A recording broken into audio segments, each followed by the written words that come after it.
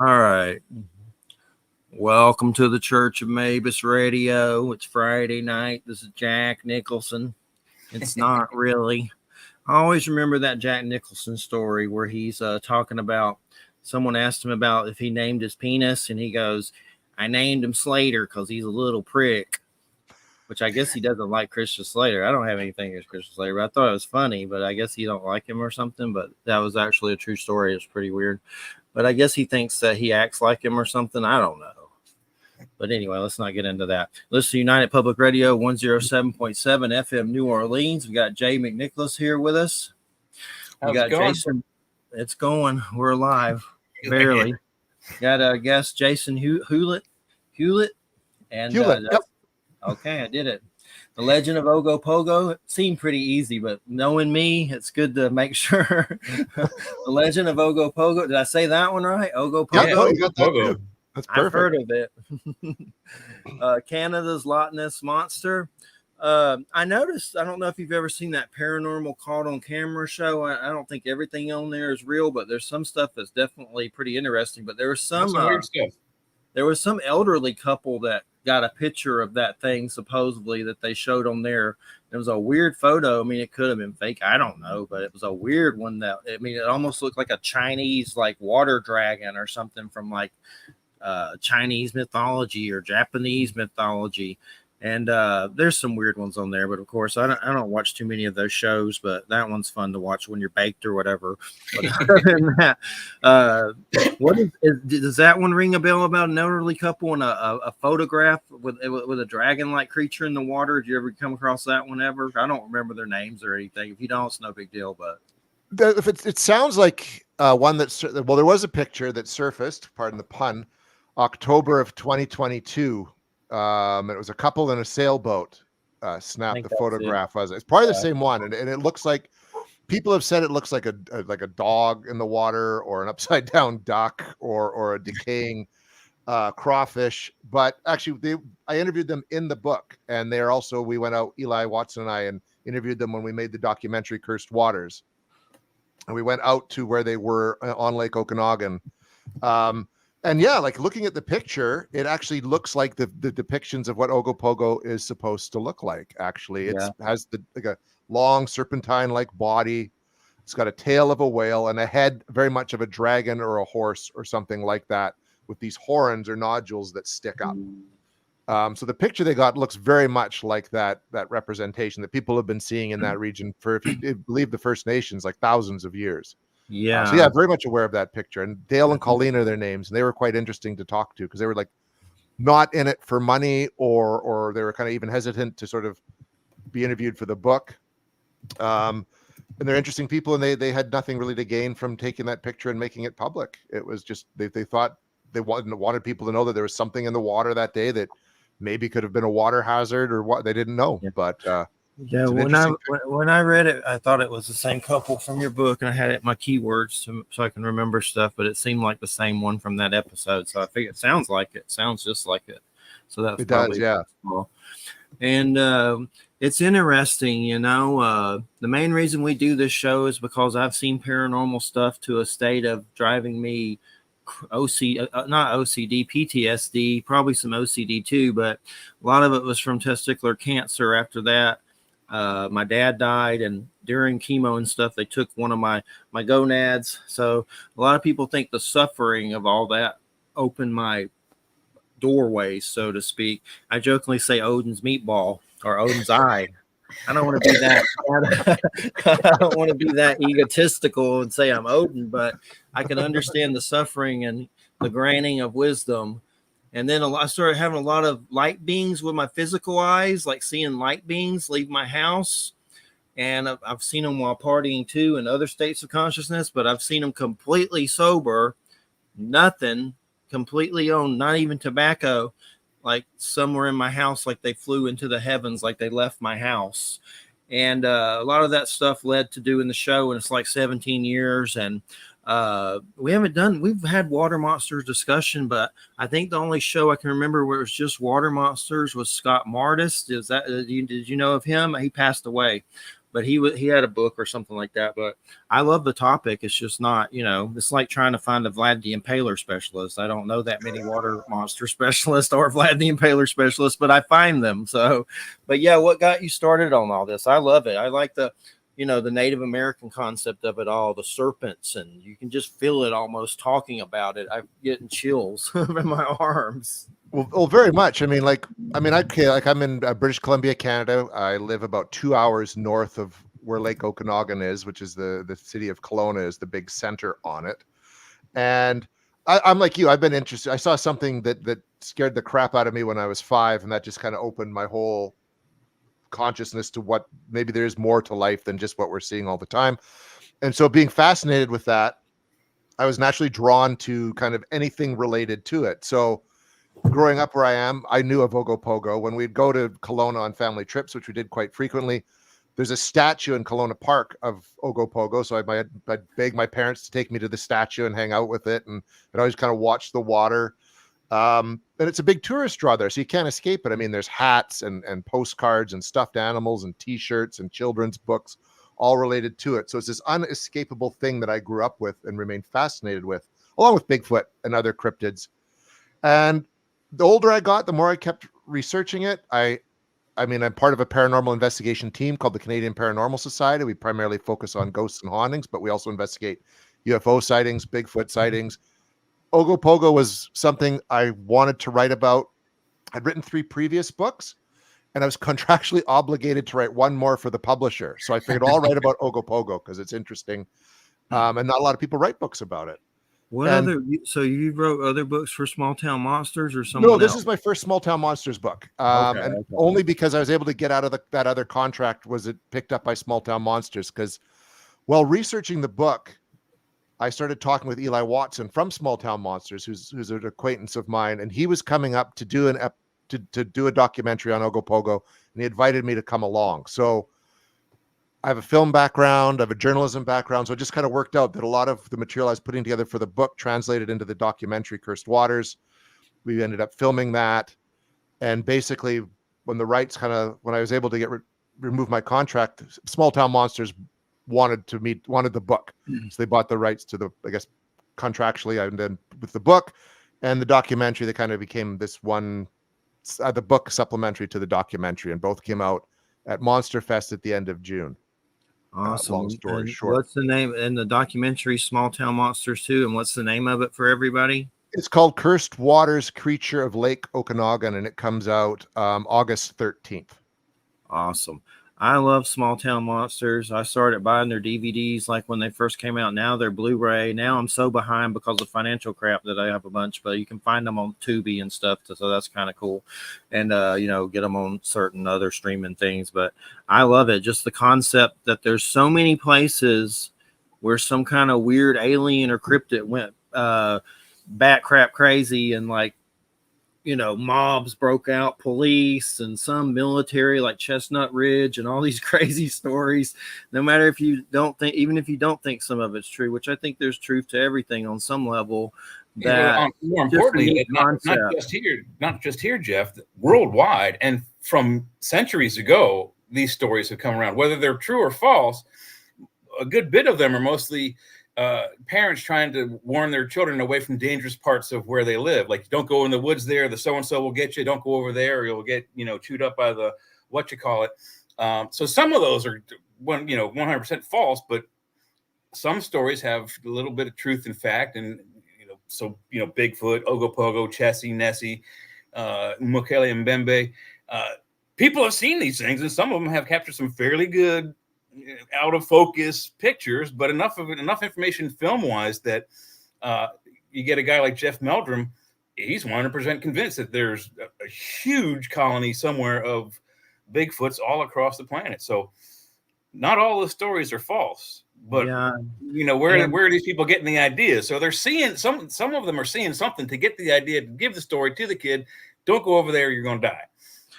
And then there's Native American folklore and India stuff. I know there's stuff like about horned serpents and thunderbirds, and what is the Garuda? I know Andy Coleman talked about that in the Mothman lizard. So there's a lot of weird, creepy parallels, like the fact that these thunderbirds hunt horned serpents. Like that's part of the conflict. It's pretty crazy.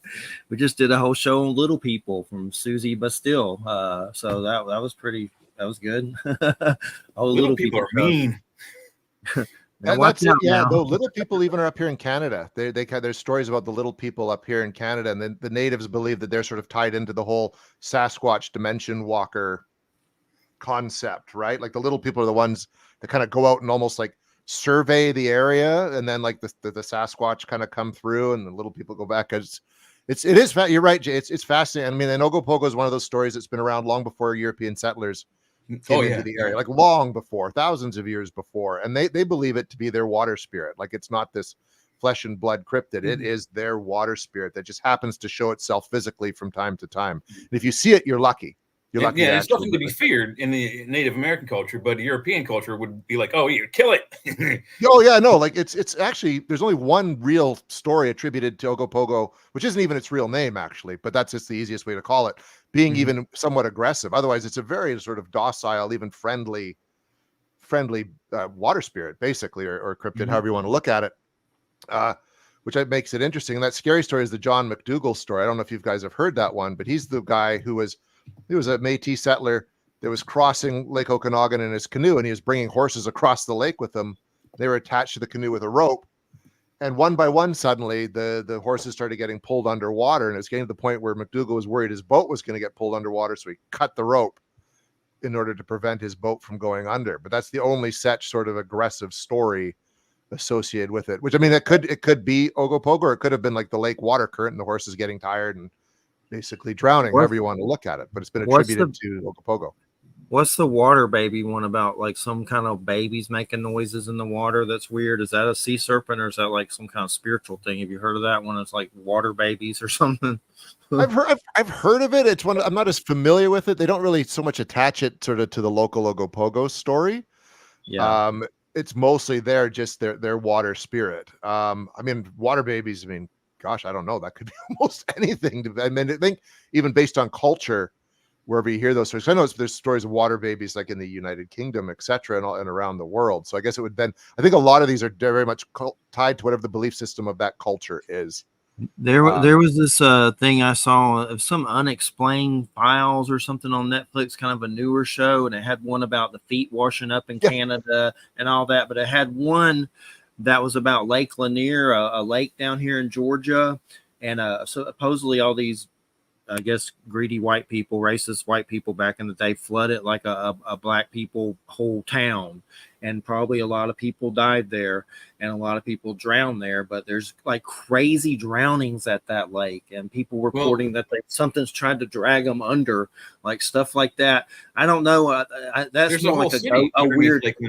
Yeah. They got into it on that episode. It's crazy. They put up a dam, and I'm pretty sure they warned people, but there may have been some idiots who didn't want to leave, didn't believe in it. But yeah, they flooded that whole area. You can scuba dive down there. There's cars left behind. There's also like furniture, I mean, like greedy hillbilly white people. Like, we gonna get the. Oh, I'm sure it was greedy hillbilly white people, but but still, though, there's an entire town underwater. Yeah, it was like it's a man-made lake. It's a man-made lake. Yeah, exactly right. And they put up a dam on the river there. It's so populated. There's a number of accidents on it that they're attributing. And people believe they get pulled under by spirits underneath the water. Scary, yeah.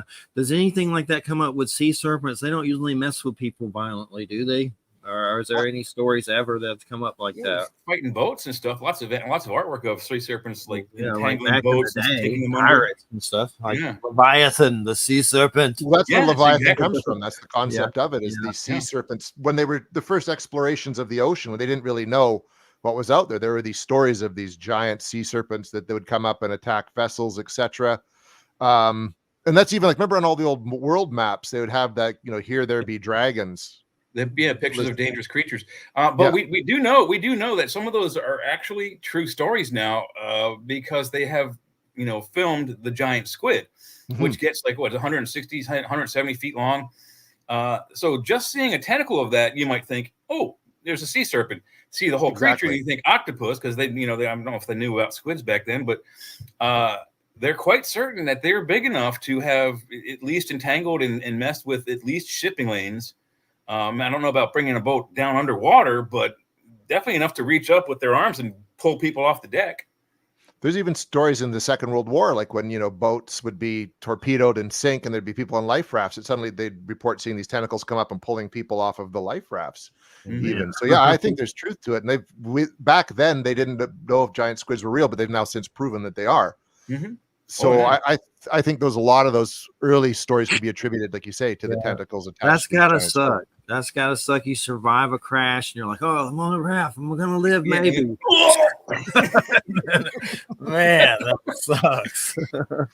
That's a real. At least it would be a peaceful death, I mean, drowning is a lot better than burning to death. I don't know. It would be scary though, because if you're drowning, and you know it. You probably know it for a minute. Yeah, but I mean, at some point you'd have to make peace with it. It's like, I'm not getting to the surface, and it sucks. But but so has anything come up with these? Like, is there people like with Bigfoot? This is strictly physical. These sea serpents, or some of it metaphysical? Maybe like they're quantum sea serpents. Is there anything like that? What do you think about some of that? Well, that's where the two schools of thought come in. There are definitely people like, a lot of cryptozoologists, etc., who would like Ogopogo to be this real thing. But and the indigenous people, the what you call the Native Americans, they believe it's a spiritual thing. It's a dimension walker. It comes in and out of our reality. And they don't call it Ogopogo. They call it Nsnaha Itku. Ogopogo. Yeah, no, I'm not going to try that one. No, don't.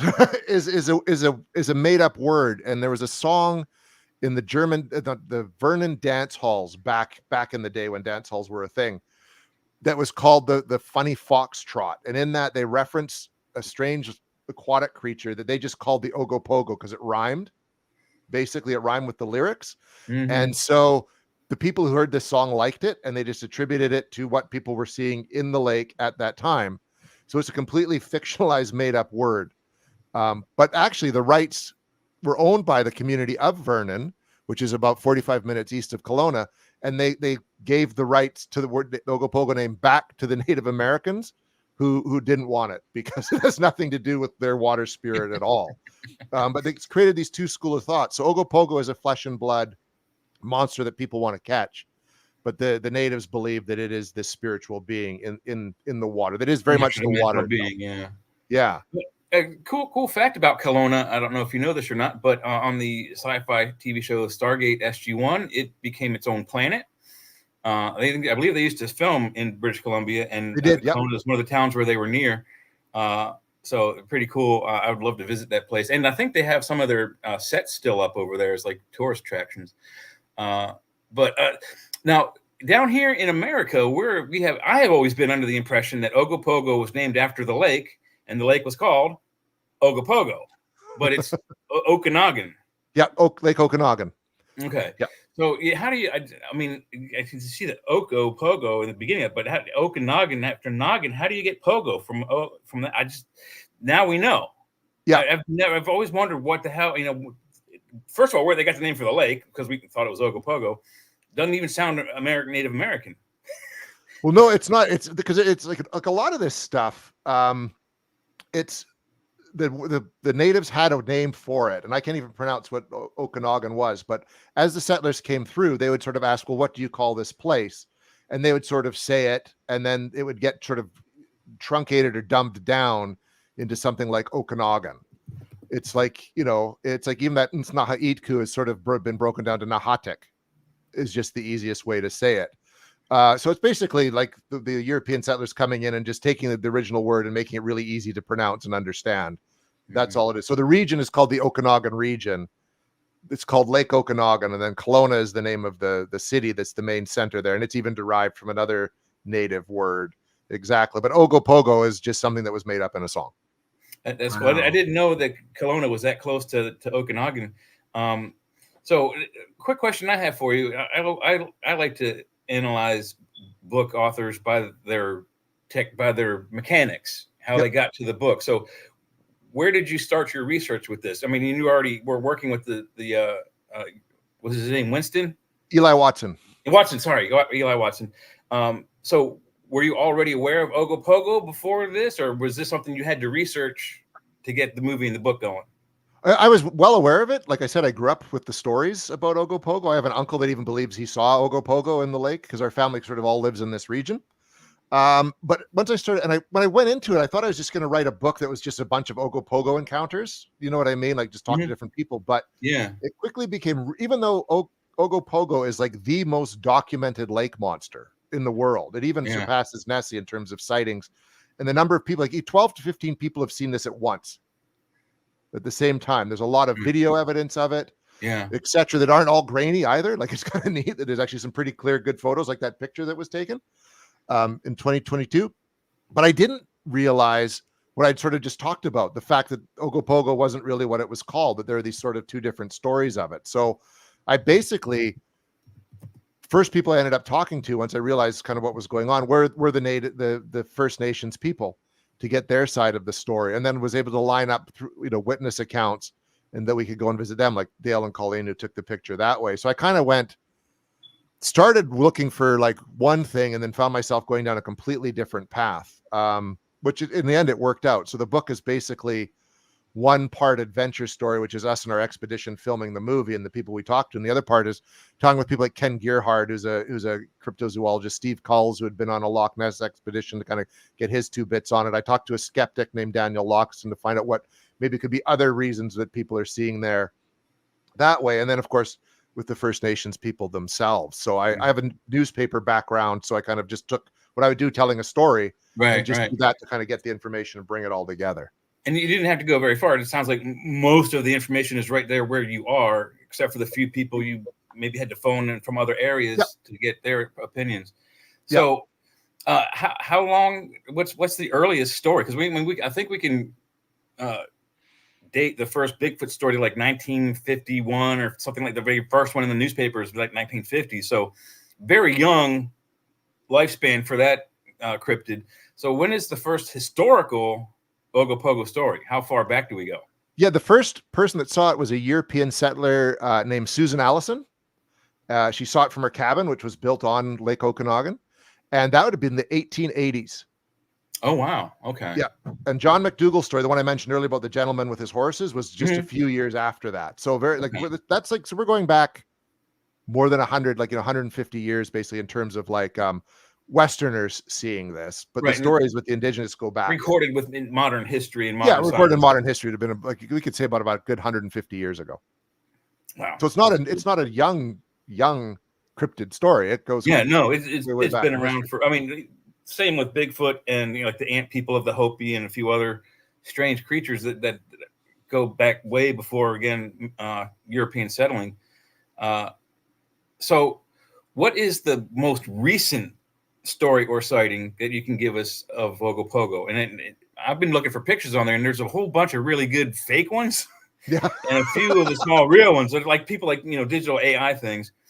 Because I've been trying to find that picture of the couple that photographed the thing on their boat, and I don't see it up there. So, what's the most recent story that you have of Ogopogo? That would have been the most recent one, because we talked to them in May of 2023. And the first time I talked to them would have been January of 2023, but we were out on the boat with them filming in May of 2023. And they had that experience in October of 2022. So it was still, it was like, 6 months. Since then, and since the book was finished, there's been a couple other sightings, like photographs taken from the road into the water, thinking that they've seen something that haven't been substantiated kind of one way or the other.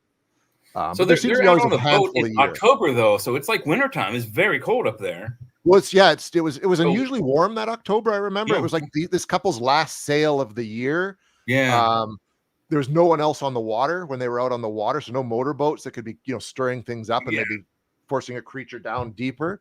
So they're in their sailboat, and we have what's called our annual salmon run. It's where the salmon come up from the ocean through the rivers and spawn in all those rivers and lakes, and salmon is the primary fish in that lake. So if there is something in there that's feeding, it's feeding on salmon.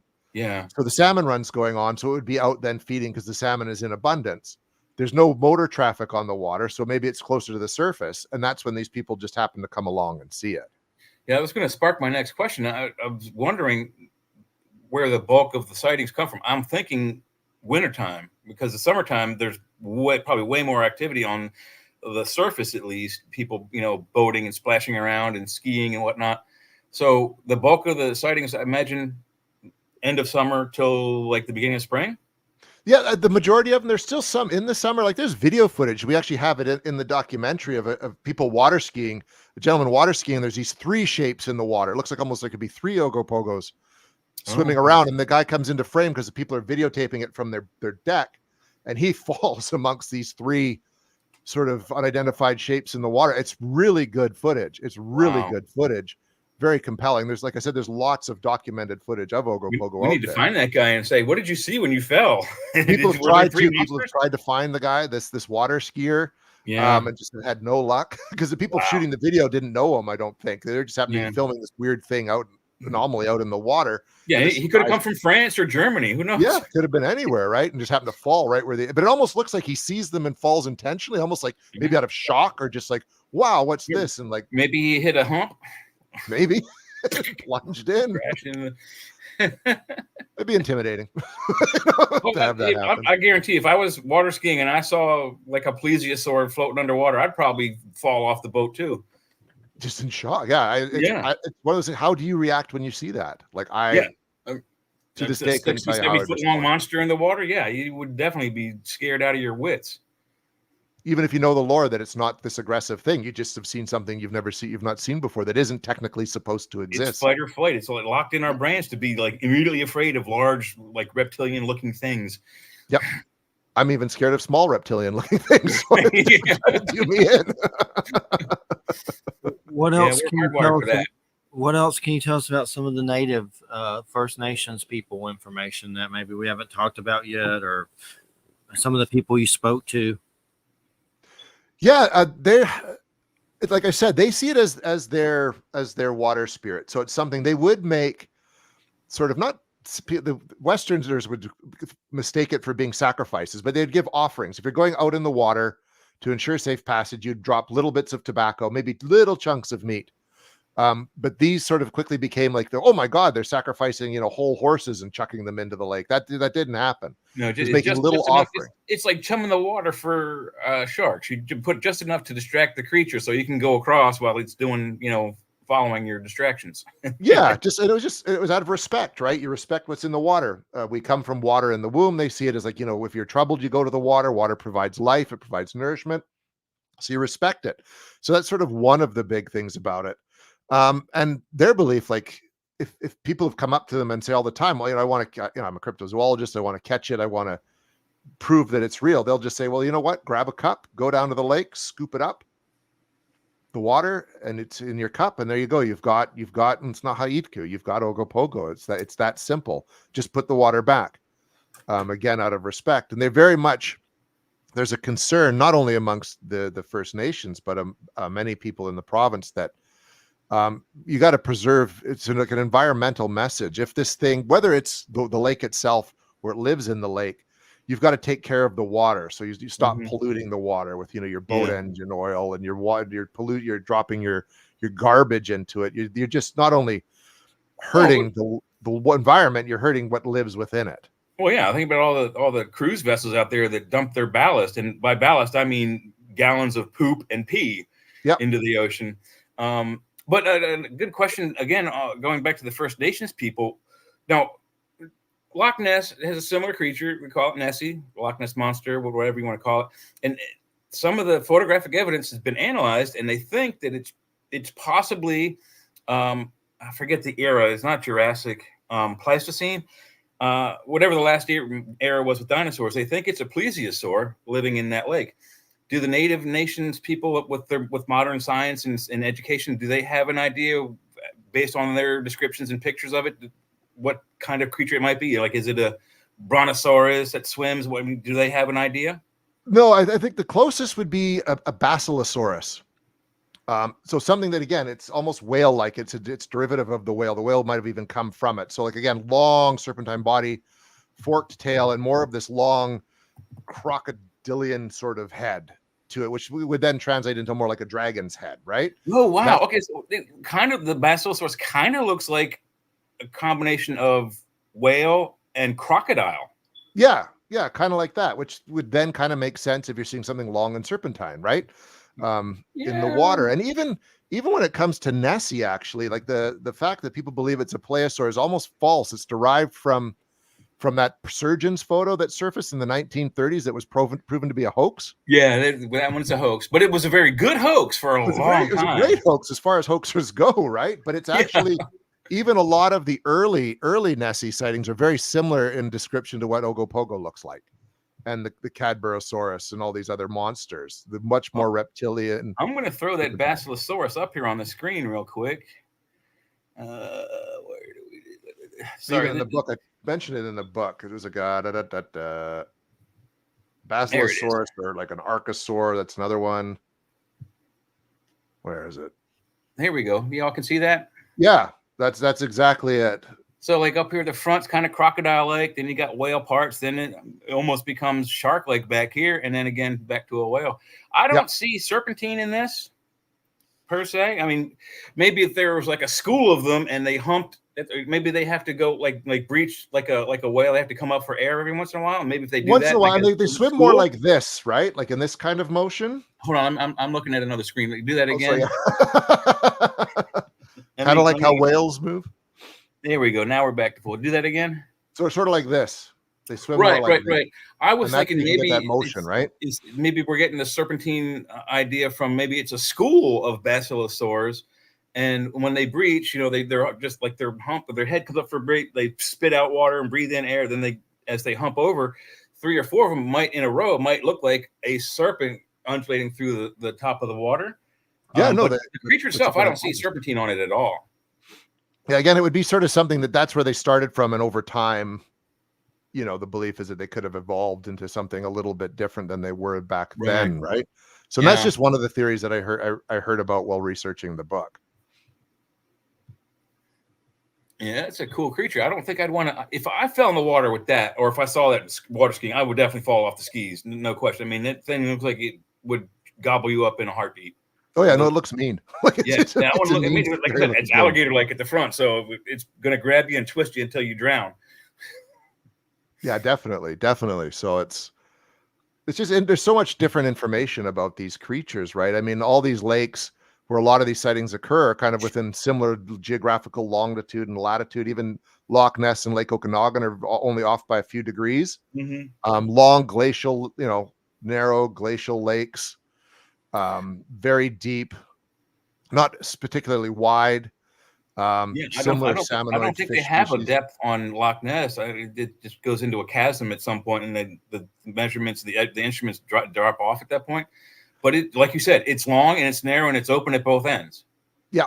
So whatever can come in from either side, and I think there might even be an outlet in the middle, heading up towards the north of Scotland.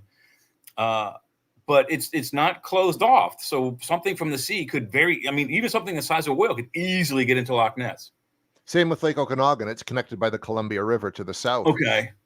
Yeah, out into the ocean. And there's people they have found underneath Rattlesnake Island, which is a small island at the sort of southern point of Lake Okanagan, where traditionally through the natives believe that that's where Ogopogo lives. They found a number of cave systems there where water's kind of coming back out. So there's a belief that these caves could also branch out to different lakes within the interior of British Columbia. So something could also move that way to different lakes. We have a number of sightings at lakes within the interior attributed to something that looks very similar to what Ogopogo has been described as. Yeah, and the main problem we're fighting with all of these stories, whether it's Ogopogo or Nessie, Bigfoot, the modern scientific community doesn't want to investigate because they are convinced that after the Chicxulub event 65 million years ago, big rock size of Texas killed all the dinosaurs. Well, how could something that hits the ground, even if it hit the ocean, it'll kill whatever's local, we're very close to the impact, but most of the stuff underwater would not be affected by a year-long, nuclear winter. So, the possibility that certain things can exist from those times can happen. And it has. There's a creature I'm sure you're aware of called the coelacanth. Mm-hmm. It's a 6-finned, it looks like a sea bass, but much larger, much longer. It's black and has 6 fins on the bottom. Most fish have 4 at best.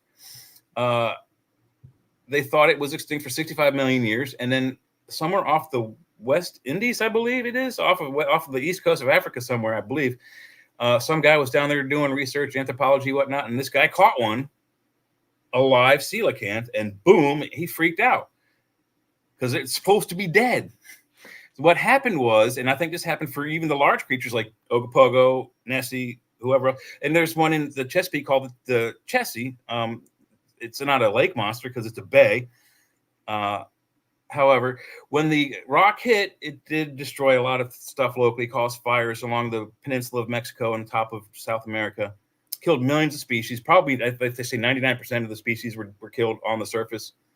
Well, those creatures that were in the water, their food died off at the surface. So they had to go deeper. So all of their terrain, their habitats went further and further underwater. And that's where you'll find probably plesiosaurs and maybe other creatures that are getting into our lakes and then popping up and people are going click, click. That's my big theory of how it's happening. Well, and it makes sense because, people are science is discovering every year species they didn't think existed or were supposed to be extinct, right? So I think it's only a matter of time until, especially as more people do start, digging into these mysteries, and making the effort to try to find out what these are, that I think science will eventually have to pay attention. Part of it is, I'm sure there's an agenda too. You know what I mean? It's expensive to rewrite all those books for one thing. Yeah, no one wants to do that. It really isn't. I mean, because the book is already written. You just add a chapter. It's not that difficult.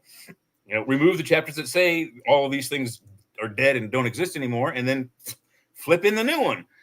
So yeah, no, I agree. And I think too, there's something that we shouldn't be scared of looking at, sort of like the more paranormal quantum physics answer to some of these mysteries as well, right? I mean, I think, I don't like explaining an unknown with another unknown, but enough people are having these kind of encounters that are kind of on the fringe where that's also another possibility, because we still aren't sure about all this other paranormal stuff like ghosts and hauntings, and there's enough evidence to support that something's really happening. We just don't know what it is. So why could that not translate into, monsters as well? Or like the Mothman is definitely something that's way more metaphysical than just physical. Well, there's a good monster story about the Cyclops. Have you heard about this one? What they think? No, I haven't actually. Okay, so this is a good one. So Greece is where the Cyclops myth begins, I do believe, where we get the first major stories anyway of one-eyed giants. So we've searched this planet pretty well. We're not 100%, searched all of the land. Maybe 30% of the land we've got uncovered. So there's a lot of stuff we don't know, a lot of history we haven't found yet, but we haven't found the bones of Cyclops. We haven't found the bones of Pegasuses or centaurs or goblins or orcs, giants. We found any of those kind of, bones. But we have the stories. So there's this cliffside, and I don't know where, but somewhere in Greece, there's a cliffside that's broken away, and it appears to be a mastodon burial site. Bunch of mastodon skulls and tusks and spines and everything, the whole bodies. But if you look at the mastodon skull, it has this big hole right in the middle of the skull. And that's where the nose was attached. But these people not knowing about the mastodon, they thought it was the skull of a cyclops with a big giant eye in the middle of its head. So we think that's where that monster comes from. So it's probably completely 100% mythological, fake, fictional, but we still have stories of giants elsewhere. All over the world. But we still haven't found the bones of any of these amazing things. Like the Bible talks about all the creatures that, Nephilim and other giants in the days before and after. And we're wanting to go out into space and, find these rocks of gold and platinum and bring them back from the asteroid belt.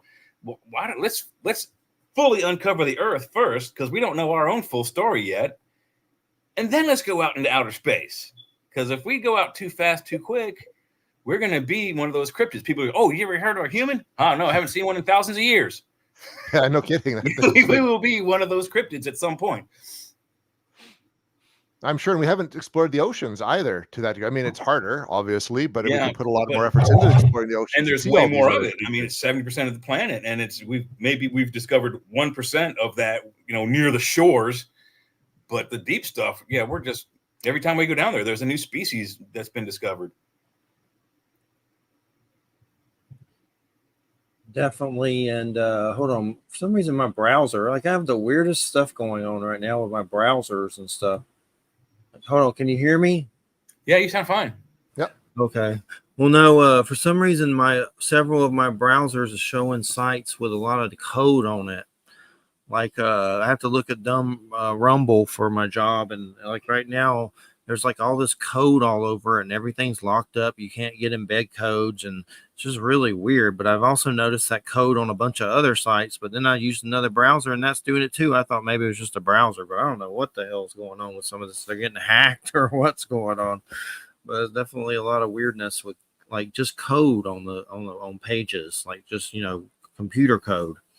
But then my browser keeps locking up, so it's okay. But it seems okay, but it seems to still work when it locks up. So what's up with Small Town Monsters? Is there going to be future endeavors? And is there any other cryptids you're eyeballing? Yeah, well, this is the hope. I mean, this is the other than On the Trail of Bigfoot, the origin, the Cursed Waters and the Legend of Ogopogo were the first real foray they've done into Canadian cryptids and Canadian stories. So hopefully there'll be more of that. Right now, I'm working on a new book about the Wendigo story, which has been quite fascinating. Werewolf. What was that? Sorry, First Nations werewolf. Scary stuff. I find it interesting. I mean, the first time I heard of the Wendigo was like in an Incredible Hulk comic, I think. Oh wow! I first read about it playing Dungeons and Dragons. Yeah, that was in D&D as well, wasn't it? Right. Yeah, Wolverine fights something like that called Wendigo. Wolverine, Wolverine. Sabretooth gets into it with him in the comics. I think what's his name? Like the comic you talked about, the Hulk. I think the Hulk picks him up and throws him about 5 miles away. Yes, but I think I remember that vaguely. See you later. It's cool, but it's a real story that is scared like it's kind of comes through the Cree and Algonquin tribes up here in Canada, mostly in Alberta, which is the province sort of to the east of me. But it goes way back, a couple hundred years to the Swift Runner story, where a guy said he was taken over by some spirit in the woods and ate his entire family, like one at a time. And it's just kind of gone from there. But there's sightings all over, like I guess even way down into the States, isn't it? Like the Dogman is same thing down here. Yeah, very similar creature. But that's sort of something I've just started digging into now. It's a really fascinating. Apparently, you're not even supposed to say Wendigo, so I've screwed myself because I've said it about 50 times in the last couple. Yeah, minutes. I think we're supposed to have a sighting or something of like that nature. I'm in a pretty nice little city here in Pennsylvania, so I think I'll be okay. But I did see Bigfoot in a fairly busy city in Boardman, Ohio, when I was a kid. So it can happen. Well, I think as anything, like these things are real, and we're encroaching more into their territory. It only makes sense, much like how we see bears in the middle of town and deer and stuff, that we're going to start seeing them more in more urbanized centers, right? I mean, there was a Wendigo sighting a couple months ago near where I live. A bear is kind of a bad example because you can go to most zoos and see most species of bear. You can't go to any zoos or aquariums and see Ogopogo swimming around or Bigfoot, climbing a tree. It doesn't happen. So the common creatures, they're more encroaching and they're more curious about us because of our technologies. Bigfoot actively seeks to avoid all contact with us, except for the rare occasions where certain things that we're doing attracts their attention. Like children playing. Children playing to Bigfoot is like people splashing around in the water. It's the dinner bell for the shark, but it's the what's that over there for Bigfoot? He's a monkey. He's just as curious as the rest of us, and that kind of noise attracts him. So some of the most recent videos I've seen, there is a great one. I think it's some Boy Scouts. They might be in Canada. I'm not quite certain, but they're at their campsite, and someone notices this thing swinging in the trees on the other side of the lake. Might even be your lake. I don't know. But there's a hairy-looking primate swinging around in the trees in a fashion that most human beings who aren't gymnastic couldn't ever do. And I don't know if you've seen that, but wow, what a good video. Where was that? Where did that one come up, Jay? It's a few years ago. I might be able to find it. it's not that old. It's within the last 5 to maybe the most 10 years. And I don't even remember where it's, but I think it's either New York or Canada. It might not be the West Coast of Canada, might be East Coast. But it's like they said it was an adolescent, like a teenage, or it wasn't a 9 foot tall Bigfoot. It was like a 7 foot tall creature, based on what they could see. I've seen it. I've seen it. It's been on some things. I've seen that one. But so what about the Wendigo? Like I've heard skinwalkers can be like a dog man. Oh, there it is. A werewolf. I've heard they can be like a werewolf thing, but I've also seen things where it don't seem like they are that. Like it's like looks more like a weird Nosferatu, like a weird bald golem or something. Like on that's actually the traditional look. Is sort of the emaciated, tall, skinny guy with the hollowed out eyes, white skin. I've seen some security camera ones that were pretty weird. Yeah, no, I've seen those too. The one people talk about the deer horns and all that. That's more of just sort of a pop culture depiction of what these are supposed to be. It is very much more of a humanoid looking thing, very thin because its body is consuming itself from the inside, basically because it's starving. It eats whatever it can get its hands on, but it's typically a cannibalistic creature. Did you see the one on this was on Paranormal Con camera? These kids got it on like a hunting scope, and they ran the scope to a phone so everyone could see. And then it was weird. It's on the latest season of Paranormal Con camera, like Skinwalker in Arizona or some crap. I don't remember. It's on the newest season. But anyway, it's weird, a weird video because it shows one of those things and it's walking kind of like a humpback and a long arm, and it doesn't know they're filming it, but the way they're filming the countryside, on one layer of a field there's dogs playing, and then there's deeper down you see that weird ass creature, and coyotes are following it. So if that's fake, somebody needs to be doing some serious horror and stuff. So it was right, crazy. Hey guys, it gave me the creeps for days. I got the Bigfoot video here, so let's see that. Get it on the screen here. It's only 53 seconds, so it won't destroy our lives. However, it might blow your mind. All right, so y'all can see that? No, I don't see anything at the moment. There yet? Hang on a second. Oh, I did. I forgot to hit share. There we go. Is it up? Yeah, now I see. Yeah. Okay, there it is. All right, now let me hit play.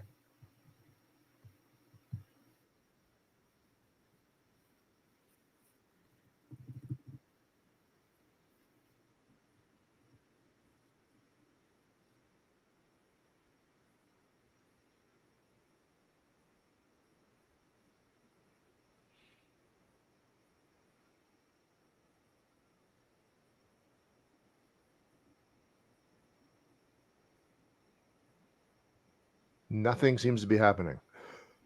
Oh, wait. Look. I spaced out for a minute. Baby Bigfoot swings from tree limb.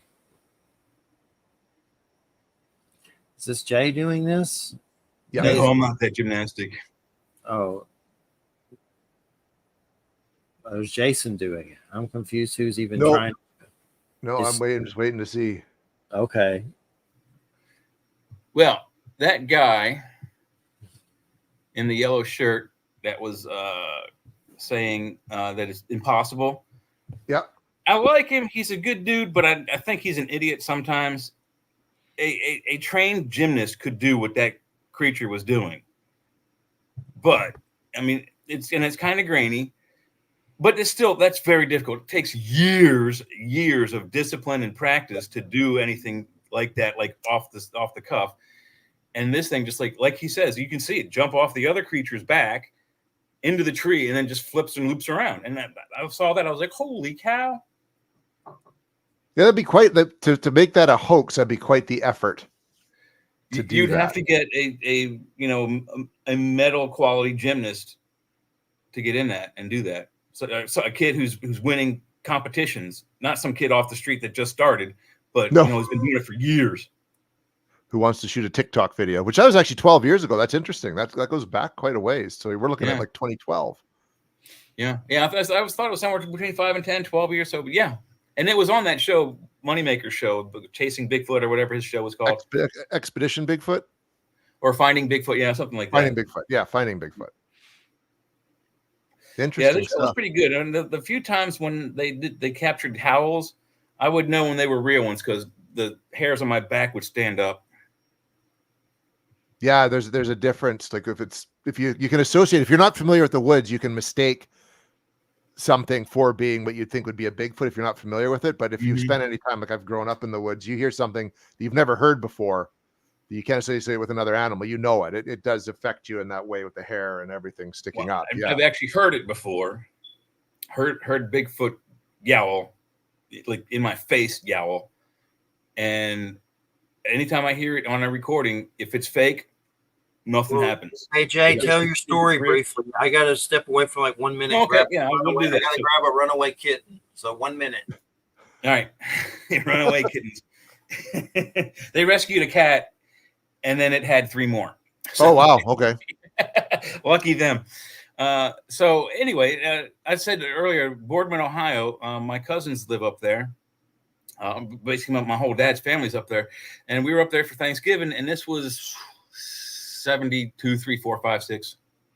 I was 8, 9, or 10. I don't remember exactly the age, but we were in my cousin's house. My aunt and uncle and my mom and dad had gone out to dinner with all the aunts and uncles and grandparents and cousins, the older cousins that could drink.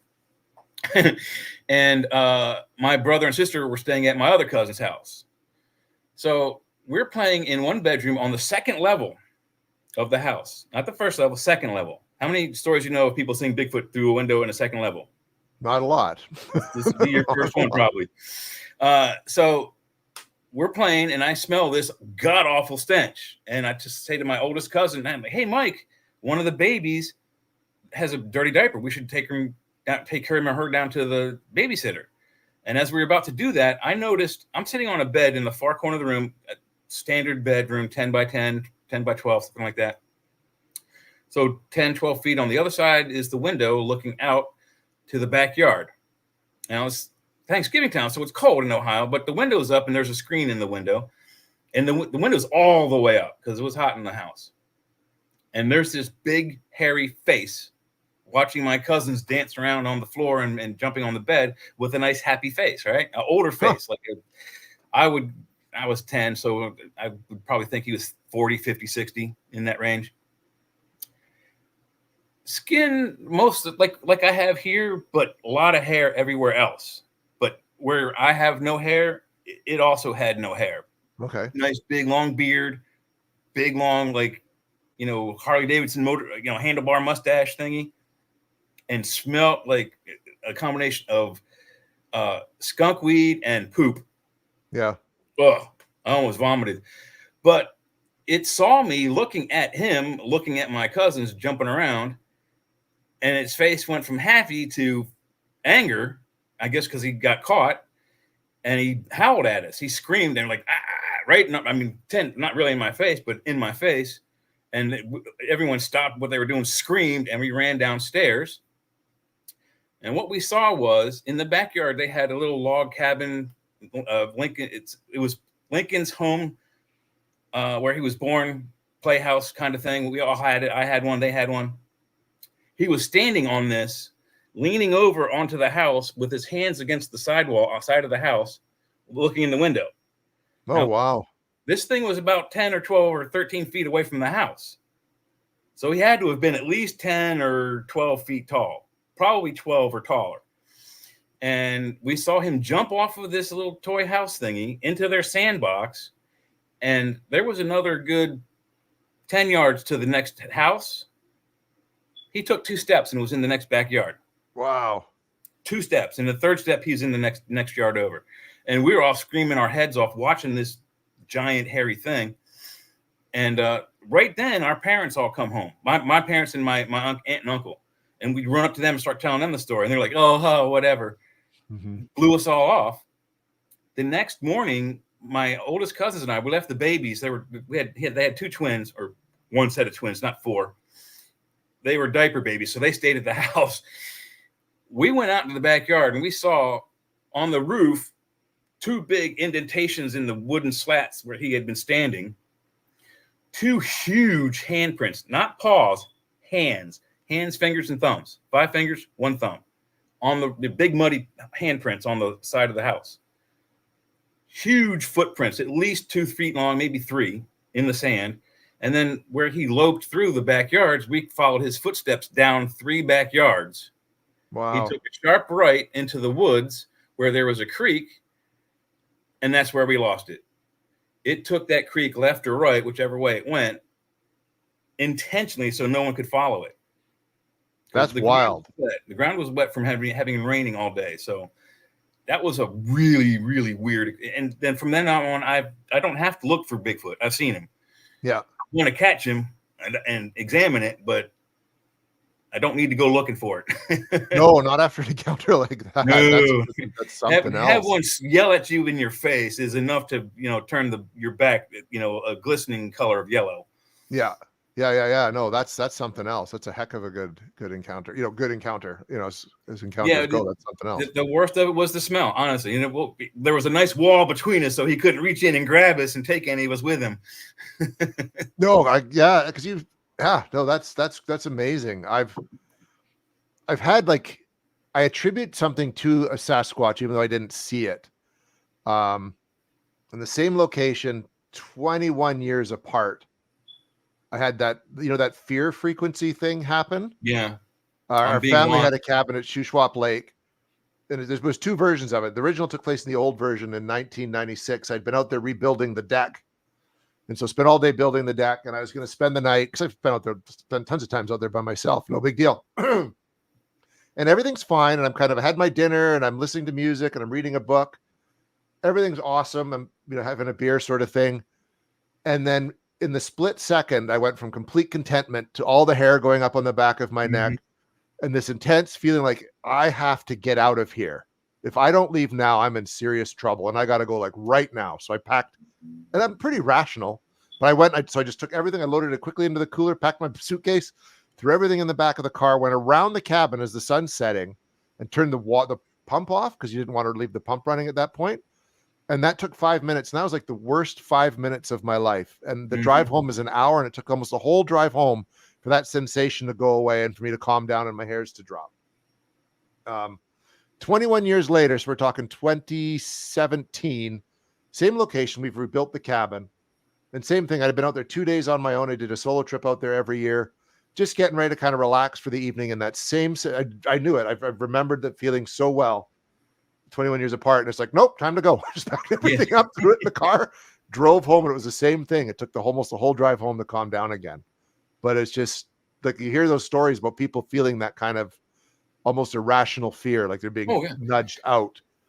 It's definitely the fight or flight response. It's like you said, goose pimples of your entire, not just locally, the whole skin, toe to head. The hairs on your back stand up endwise, your eyes dilate so you can see better. I mean, it wakes you up. And then once, like I said, once I've had that encounter, not only the smell, as soon as I smell it, I'm like, there's Bigfoot nearby. Which usually it's a skunk dead on the side of the road. Yeah. But the hearing the howl, like I said, when I hear a recording of it, if it's real from a Bigfoot, all this tightens up. It's same thing, same sensation all the way down my back.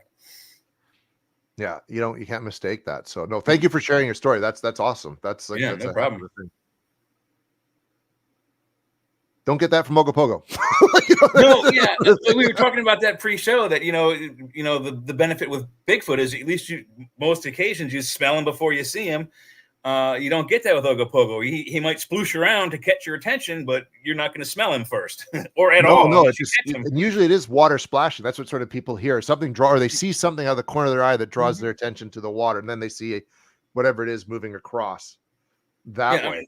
I mean, especially if you're looking at on a calm day, a calm lake, and all of a sudden there's a wake. It's like, I didn't hear any boat go by. What the hell? Yeah. Or there's no wind. It's completely calm. Air, and you see something moving, and it's the way that it moves. And people have seen it move, go beneath the surface, and then resurface back up again. So it's fascinating stuff. The only real trace evidence that's ever been left behind is one gentleman who saw it, said when it submerged, there is this weird oily substance, like we were talking about pre-show, where it almost looked like we were talking about the oil that's on some on most reptilian scaly fish have a fish, mucus extrusion on there, so they don't absorb like toxins and bacteria from the water. We have to find out what kind of creature it is. If it's a snake, it probably doesn't have something like that. But if it's adapted to water, it's got to have something so it doesn't absorb too much nastiness out of the water. Because there's other creatures in there that are pooping and peeing also into the water. So, but you were also saying during the show that the same creature that we're calling it a Basilosaurus possibly, is showing up in other lakes in the region, or are we seeing other creatures as well? No, it's always a very similar enough description, right? Like maybe the skin color once is sort of black, or maybe it's like a dark green or a brown, but it's that same long serpentine-like body, forked tail like a whale, and the head that could be attributed to like a dragon or a horse or something like that. Sometimes there's a mane of hair, sometimes not. There's always horns, what people will call nodules. Okay. Like that. So, and it's turned, and even we have a sea monster off the coast of British Columbia called the Cadborosaurus because it's spotted in Cadboro Bay. Okay. Caddy for short sometimes. And it's even very much a similar description as Ogopogo is. So all very similar creatures to Ogopogo, but still vastly distinctly different from Loch Ness monster, the Chesapeake monster, other lake monsters. So none of them walk on the ground. Nope.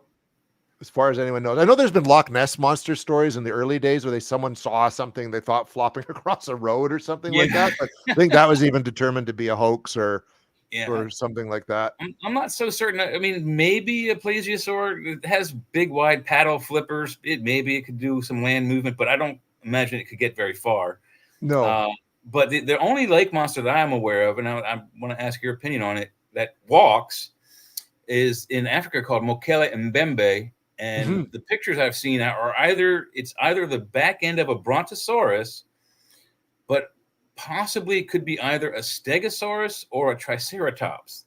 Just based on there's one picture that looks like the rear end of an elephant almost, but elephants have a little short tail with a little bit of tuft of fur on the bottom. This thing had like a really long thing, but you don't see the whole tail. It goes behind a bush. So if there's spikes on it, stegosaurus. If there's no spikes, brontosaurus or triceratops. So what do you know about this creature? Very little, just sort of the things that you've talked about that people have been seeing it for quite a while. I mean, I think that it's Africa, so why not? It's Central Africa, absolutely, right. And it's not as densely populated, so it makes sense to me, other than like sort of like the tribes that are indigenous to the area. So I mean, I people have seen it. I haven't, obviously. I haven't been to Africa or anything like that, but I would not doubt that is that there's something there, right? There's something going on in these bodies of water, much like the wild men stories all over the world. This phenomenon is everywhere. Maybe the descriptions vary, but there's something going on that is very similar, and people are having these similar experiences and sightings. So it's whatever it is real, be it like a physical thing or a paranormal thing or whatnot. It's something that's happening that's real. I would tend to call it less of a paranormal thing. I think most of them are going to wind up to be normal phylum creatures that are part of this planet's ecosystem. However, it's going to be creatures that were thought extinct again that we talked about earlier. I mean, it just seems that most of the lake monsters bear descriptions to deceased, extinct dinosaur creatures, but almost always they're creatures that either lived in or very near or always near water. So any creature who could survive in water long enough to get through a year of darkness and stay in a remote area where humans haven't gotten to yet, or absolutely could stay fairly well hidden. But some creatures as big as brontosaurus is on the land, it's hard to fathom, because especially Africa, you think Africa's all desert. There are some dense forests there. And this is where Mokele Mbembe is, and it's not one of those forests that dies each year and then comes back in the spring like in the Serengeti. Hard to reach places, and this is where we find most of the Bigfoot stories. Kelowna is fairly well, I mean, there are roads there, but if there weren't roads there, it's a remote place. Yeah, I mean, there's a few major highways in and out, but I mean, in the middle of winter when Canada gets cold and it snows, those highways can be shut, so you're kind of cut off, right? Even where I live, there's times because of snowstorms that you're not getting through, or the vehicles aren't getting through. Airline have to stop. So, and if you go back to the times of the early settlers, you're talking about very remote places with like nothing around. Those days, a 2-hour drive would be like days of hiking or riding on horses, right? And especially if you're doing it in different adverse conditions.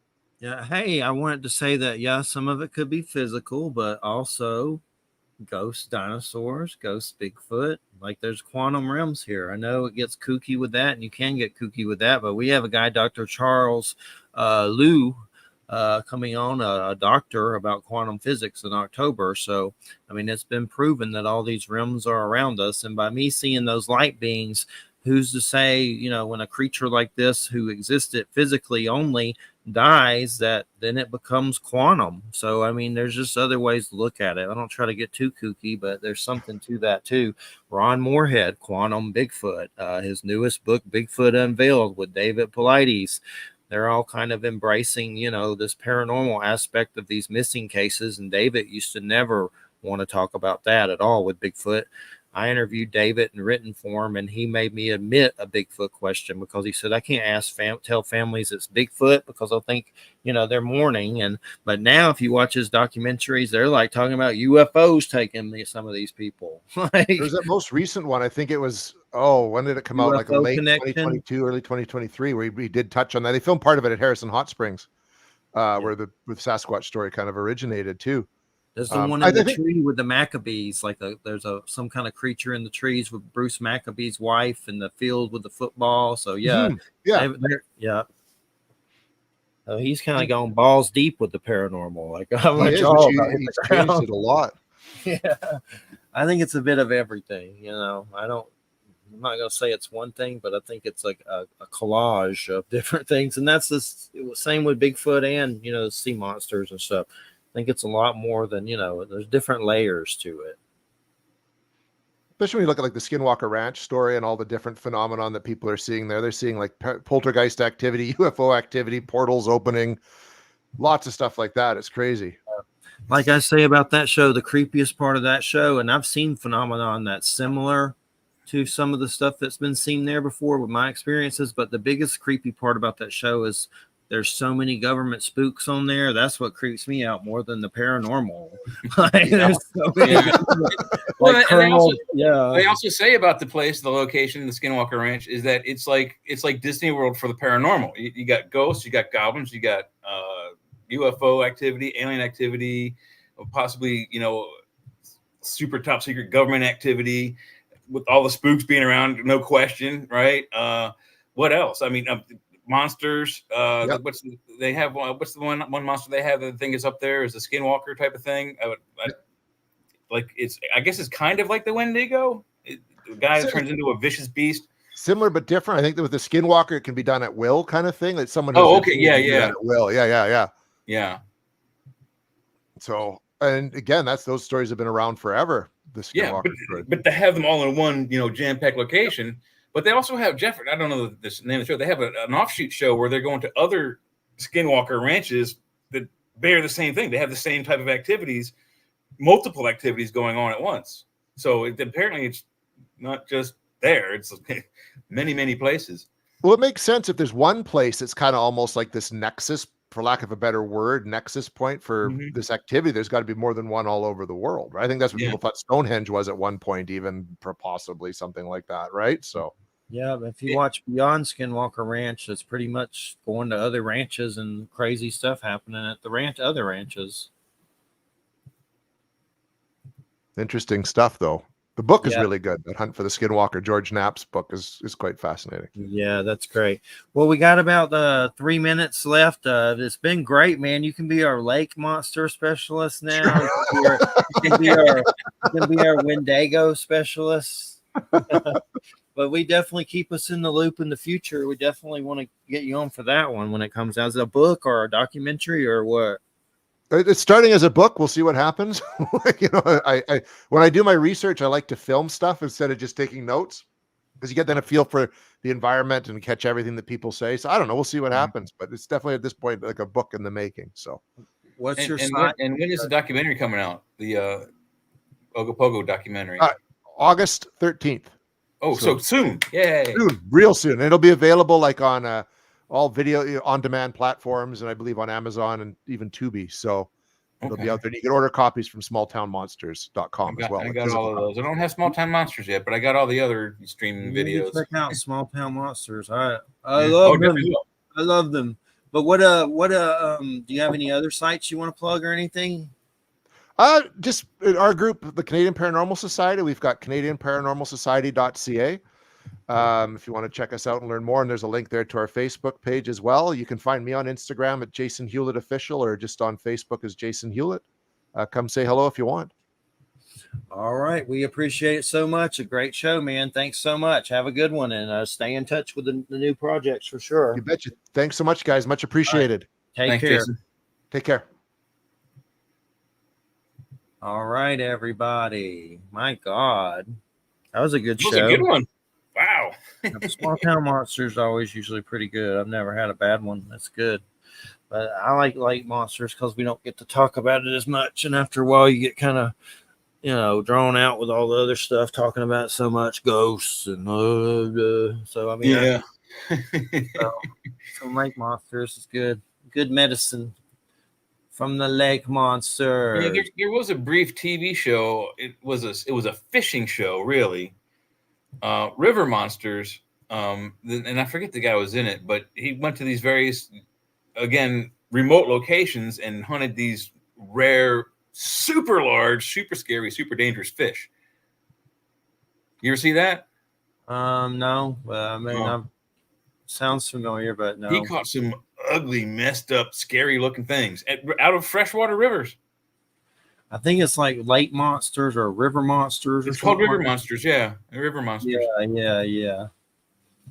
And I got all kinds of weird code stuff happening with my browsers. Like, what do you do when you your browsers, like Edge is showing all these codes on sites and stuff? I would, when you're done with the show, I'd close all those windows down, reboot your computer, and try again.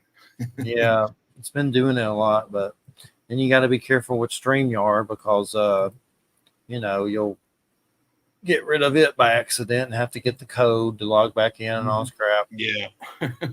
It's a big pain in the butt.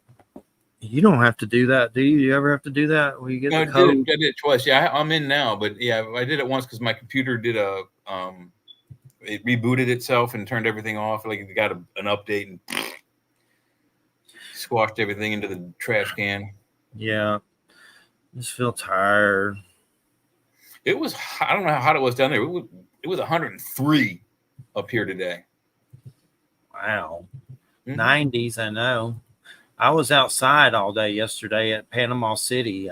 Yeah, but you're lucky. You're surrounded on three sides by water there in Florida, so you can jump off either side when you get too hot. We don't have that.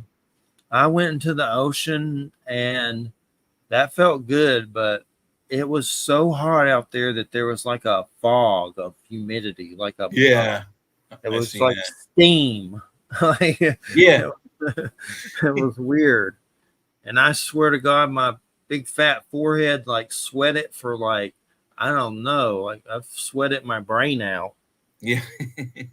I've been sweating so much lately. I don't even like, it's just every day is just wringing sweat from these storage building stuff to we got to get vouchers to get the cats fixed in September and got money off for bringing 4 things of bleach to the spay clinic.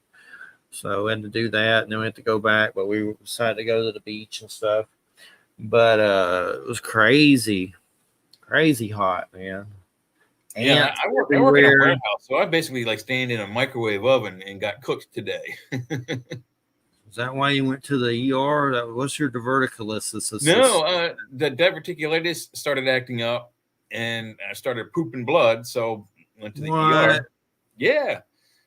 So they gave me antibiotics, but they also told me I have two new kidney stones, which was bad news. So that's both of those were acting up at the same time. So they gave me a handful of pain medicine, which I have to pick up some tomorrow, and antibiotics and something for nausea. So is it going to be all right? Are you going to heal from it? What are they saying? Well, the diverticulitis I'll have until I die. It's going to flare up on occasion. I'll have to go and get antibiotics for it. Okay. I've never heard of it, so I don't know much about it except from you. So I don't know much about it. Yeah, it's kind of nasty. My dad had it, so it's a genetic thing. So if you don't have it running your family, you should be okay. I have weird butt wipe problems, like where you just like, I call it everlasting arse, where you like wiping 400 years just to be clean after doing your business, and you're like, man, you're having a high fiber diet. That's all, nice soft poopies. I know, but sometimes it's like you're there for like 30 minutes. And you use half the roll to get off. Yeah, I know. I've been there. You gotta use the wet wipe. I even use wet wipes. Yeah. Oh yeah. No, I need to get aloe. Some of those too. With aloe. or get a bidet. Yeah. Rinse it off with hot steamy water. And then I got some roid issues, I'm pretty sure. Mm-hmm. I get to throw in all that. So hopefully I don't get what you got going on. I can't do it. Yeah, I've got enough. I'm now up to once the antibiotics are done, I have right now 8 pills I'd take a day. Every morning there's 7. Once the antibiotics are gone, and every day I have to eat 7 different pills. Wow, and that's for the divertica, whatever. No, that's for most of it's for blood pressure. 3 for blood pressure. 1 for restless leg syndrome, 1 for they give me a statin to help with my cholesterol, and I always take 1 stool softener every morning. Lord God, how old are you now? I'm almost 50. 57. Yeah, I'm 57. You're catching up quick. Oh my God. I'm 49. I'll be 50 December 26th. My financial stress is so bad. I'm like, apocalypse or nuke, go ahead. I don't have financial stress anymore. So just go ahead and just go ahead and kill me. I'll feel better. There's just so many greedy people out there. Like this guy where I work still is just like, the worst part is they say stuff like, we're going to do this and we're going to do that. I'm going to start paying your affiliate. I'm going to start pay. Like he owes bonus and affiliate for product pay. He's just paying regular pay. I used to make about $2,000 a month. Now I'm scraping like $900. So I'm having to find another job. But if he would do right, I would be making what I'm supposed to be making. But then he's like, oh, I'm going to pay you your affiliate. And you're like, well, I thought you said you were going to pay me my affiliate. And he never does it. It's like they just tell you stuff they're evil. And of course, he's a big, giant, Trumpelgooch extremist nut. Yeah, you might have to take him to court. I know. It's like, God, everybody's afraid to take him to court or anything because then you'll never get your money probably. But, I mean, you may or may not. It all depends on the court. But it also isn't going to be like overnight. It could take years. Yeah, and then you lose your job probably. I doubt he's going to keep you on there. Like, oh, yeah. No, you probably would be kicked off the, yeah. Yeah, it'd be like $8,000. I'm never going to see it probably ever. There's just a lot of con artists out there that promise you things and then you never see it ever. So that's what I'm doing. To him to say, hey, man, look, if you're going to screw me next time, kiss me first. I have to be careful and just not say anything to him because you don't want to get him to boot you out of there. He'll be calling the police. I got some crazy dude named Larry Chandler who knows Christina's family somehow, and he's always going under my memes about Trumpelgooch, and a lot of them are funny, but he goes crazy. Now he's in my status box saying, like, blaming me for reporting him, and people are reporting him, and I don't know I've never reported him. I don't know what the hell he's talking about. But he's in my status box, like, just going crazy, like trying to debate me about Trump and Kamala and all this crazy crap. And it's just like people are going crazy on Facebook about politics. They're trying. I mean, it's like a bar brawl. Like they're one step from just if they could kill each other, I think they would just kill each other. It's precisely why I no longer produce or put any postings up that have anything to do with the elections or politics. I make fun of Trump with my Trump memes, but other than that, I don't really say anything. I just like there's interesting ones like. For instance, there was one, and I'm not trying to get into a debate with you about it. I'm just telling you about the dumb stuff. There's one, and it's funny. Like there's one that says all the Christians are upset about the Olympics, but not about this. And it's all these pictures they pass around of Trump as like Jesus Christ and stuff. like there's a lot of weird hypocrisies. And I have to share those. I don't really. There was one I saw. I don't know if you threw it up or someone, but on Facebook it said it was a picture of Trump, and he said something to the effect, to Christians, "I'm not Christian," or something like that. Here's what he goes: "Stop reporting me, and or tell your stupid friends to stop reporting me for free effing speech. Every time I comment on your post, I get banned. That is not democracy. That is BS. Please. Kamala Harris hasn't campaigned, and she ran in 2020. She got 0 votes. Blah, blah, blah, blah, blah, blah, blah. I'm not reporting this guy. He's crazy." Yeah, that's Facebook, dude. That ain't Jeff. If Facebook does that, especially if you're say anything bad about the Democrats, Facebook will ban your ass. I'm just going to ignore him.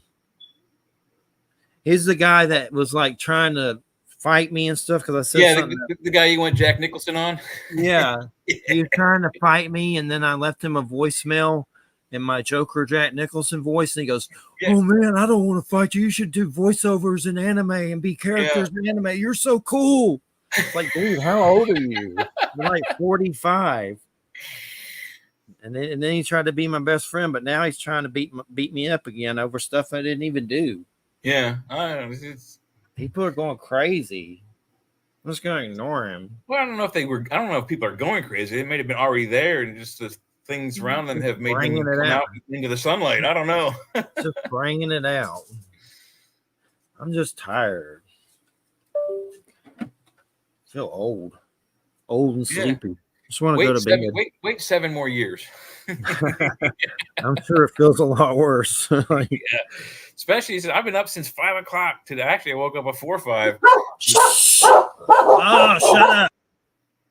Yeah, no worries. I got the same problem, but my dog's not in here right now. Yeah, Jeff has got dog problems.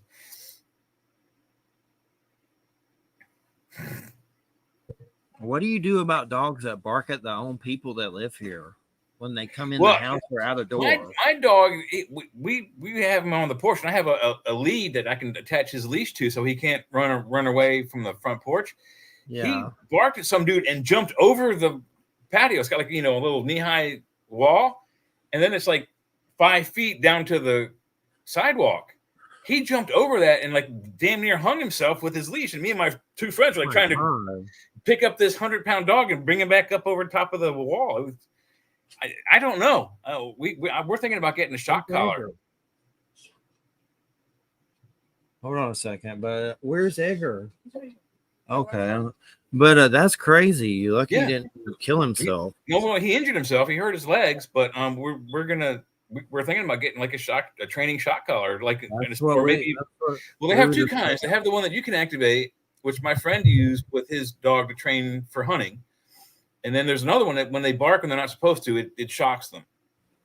I feel bad about it. Like I've had them. I've only used them like once or twice before, but I don't like it. It's on the lowest setting, but you feel bad when you do it.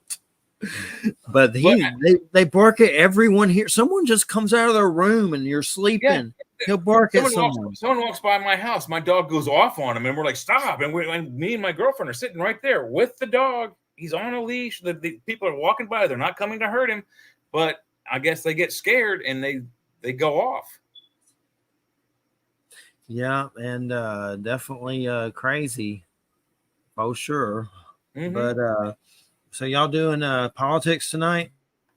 Oh, more than likely, yeah. I would imagine we got to talk about Kamala. Trump said some pretty harsh things about her, so we're going to have to talk about that. Did you hear about what he said about her on the National Association of Black Journalists meeting? I don't know the details, but I've seen people like it come up on news, and I don't pay attention. Really. So they're mad at Trump, but he didn't say anything that wasn't untrue. So her actual heritage is Indian and Jamaican, but she's always identified as Indian. Like there's hundreds of pictures of her with her Indian mom in saris and Indian traditional Indian dress and clothing. Yeah, but then there was a paradigm shift at some point, probably during the first Biden-Harris administration voting thing, and she's now a black woman. So he's questioning that. He's like, "Is she black? Is she Indian? We should look into that." So I mean, it was an immature way of saying, what is she? But She's Jamaican, I thought, so that is black. She's That's Indian part and of it. Jamaican. Indian and Jamaican. So she's not one or the other. She's both. But Yeah. I don't know if But Jamaicans she's black. But it's a black race. But are they African? I don't know. I like the Bob I don't know Marley either. movie. You see the Bob Marley movie? The point is, he brought this man. up. It's about her heritage, and you know, One Love Man. Lost a few points in some of the polls for that, at least on the women's side of the vote and the black vote. She's gonna get the Rastafarian vote. Mine. That's what I saw. One Love. All 10 of them? Marla. Oh, how many? 10. I'm sure there's a lot, but I know. See, that's the thing. You know, to Biden, people, to them, that's continuing Obama in their own weird way, which it is, because Obama's probably like running it a lot behind the shadows. People have been saying that Obama's been like the behind the scenes, you know, technical advisor. I see all that right wing crap about Obama's shadow government, and he's running it and all this stuff. Yeah, but that's I don't know. They know how to pull that taco bowl card, that race card, so that could draw people to the polls. But that might outnumber white folks. So I don't know. It's going to be close. It's a possibility. It was, like I said, it was an immature way of saying what he said, and instead of questioning her motives, you know, he's making fun of the two races she's trying to say she's part of. He's doing some crazy stuff. Like he said something weird, like "I'm not a Christian" in front of all these like Christian kids or something. Yeah, I was talking. Yeah, I saw that meme go on. I don't know if he put up or someone else on Facebook, but he really said it. Like he said, I know. I don't know if it was just a mistake or is he really saying he's not a Christian? It probably he said it as a joke, and I didn't hear the video or see the video of it, but he probably meant it as sarcasm because he has immature jokes. He's 72 years old and acts like a teenager. Only thing I want to know is about the Epstein court papers with Trump. Jane Doe. Have you seen the court papers? There is a sexual assault case of someone that filed it in the court systems, and she backed out of it. And he is notorious for scaring the crap out of people and trying not to make them prosecute. But if you look up the court, that's an actual court paper. Someone had the balls enough to come in there and say that him and Epstein raped like a 12-year-old girl or something. I'm not saying it's true. I don't know, but the lady backed out or something. Yeah, we actually talked about that. That is a falsehood. What actually happened was he was invited to Epstein's one of Epstein's epic parties, and when he found out what was going on there, the raping of children and whatnot, allegedly, he left the party immediately and told Epstein to his face, "Don't ever contact me again, or I'll sue you." And he hasn't been in contact with him since. Well, I hope that's the true. story that we talked about. I've seen a lot of pictures of him getting real balls bleep with Epstein, smiling. At first, yeah, but once he found out what was going on behind the scenes, Trump, I mean, you can look it up. I don't know where Joe found out about this, but yeah, according to Joe, this is what PP tape. What about the PP tape? What about the PP tape? Is it falsehood or real? I don't know about that one. The Russian hookers, Putin has it. That's what they say Putin has over him, like him doing PP games with hookers. I'm not saying it's true, but that's part of the discussion that there's a tape, like a weird Trump PP tape. Well, seeing who can pee further, me or the prostitute, that might be kind of funny, but I don't know about that either. Golden showers bring May flowers. You never know, something like that. Rich guys have rich tastes and exotic, fantasies. So yeah, like R. Kelly, like P. Diddy. They're sick. There's some sickos with the pedophilia going on out there for sure. There's some gross. Look at the Marilyn Manson stuff. Look at the Marilyn Manson stuff. I believe the Rachel Evan Wood stuff is probably true, but she couldn't prosecute because of the time. But he actually won against one girl in a case, which helped him a lot. Now he's like having a comeback. I've liked his music, but since hearing all that stuff, it's a little harder. I don't really listen to it as much. Well, but there's plenty of stories like that coming out of Hollywood and entertainment couples. What's his name? Jack Sparrow. Oh God. Jack Black and Johnny Depp. Yeah, Johnny Depp. That whole thing with his ex-wife. Everyone threw him down as the bad guy because she was the one who filed for the court case. But at the end of the court case, we found out that she was the one that was causing the strife in the marriage, not him. He won, and he's still now he's in talks with Disney to come back to do Jack Sparrow again, which is great. But Hollywood screwed that man over strictly over a court case, and they convicted him before, and this wasn't even a criminal case; it's a civil case. They convicted him before any any verdict came out of it, so before they found out what the truth story was, they eviscerated that poor man. He was actually a very fine and good character actor. Yeah, they also she left a poo-poo in his bed.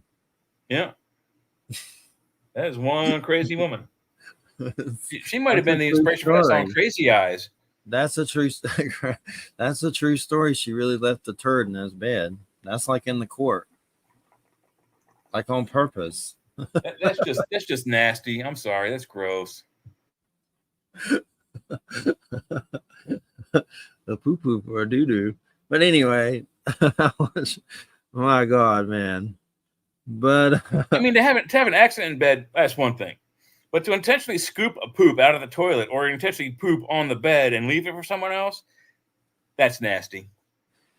Yeah, that's not good. But I'm sure he'll be back. I know he's doing some stuff that's coming out.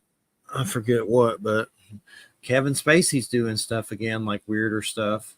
Yeah, well, he also got banned from Hollywood or eviscerated anyway. I think there's real stuff to that. I know his dad was like a not abusive Nazi or something, but there was some weird site that they put up with all these people that had all these stories of Kevin Spacey, like trying to seduce them, like give them money, like dudes. It's always dudes. It was like all these real true stories, and I forget where it is. I didn't read it all, maybe like one of them or something. But it was like a whole site of just him like trying to offer people money, like, for weird stuff and things like that. Like, he's definitely got a creep side to him. He's a good actor, but I wouldn't want to be alone with him in a room. That's for sure.